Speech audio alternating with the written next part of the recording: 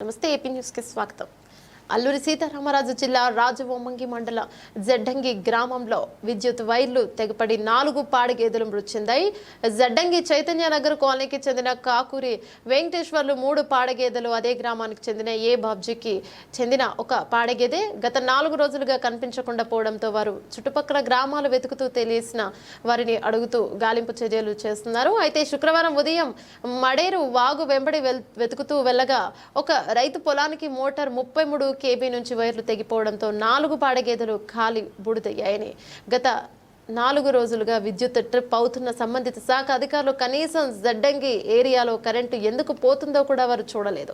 అంటే వారు నిర్లక్ష్య వైఖరి వల్లే మా పాడిగేదెలు మృతి చెందాయని వెంకటేశ్వర్లు బాబ్జీ కుటుంబీకులు కన్నీరు మున్నీరుగా విలపిస్తున్నారు. విద్యుత్ అధికారులు నిర్లక్ష్యం మా కుటుంబాలు వీధిన పడ్డాయని, మాకు జీవనాధారంలే ఆ గేదెలని వారు తెలుపుతున్నారు. మరికొందరు గ్రామస్తులు అయితే సంబంధిత విద్యుత్ అధికారులు స్థానికంగా నివాసం ఉండవలసి ఉండగా వారు మైదాన ప్రాంతాలకు వెళ్లి వస్తున్నారని, కనీసం విద్యుత్ పై దృష్టి సారించడం లేదని, ఎప్పుడు వస్తున్నారో ఎప్పుడు వెళ్తున్నారో కూడా తెలియని పరిస్థితిలో ఉన్నారని మరికొందరు ఆరోపిస్తున్నారు. కావున ప్రభుత్వ అధికారులు, ప్రజాప్రతినిధులు మాకు న్యాయం చేయాలని కోరుచున్నారు.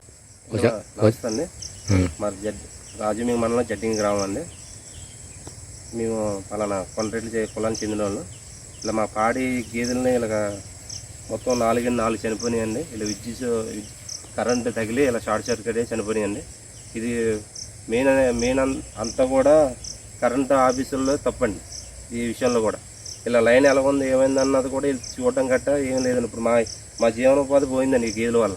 దీని మీద ఏదో విధంగా మాకు ఆదుకుంటారని, కూలాడు అండి ఆదుకుంటామని చెప్తున్నాను. ఏ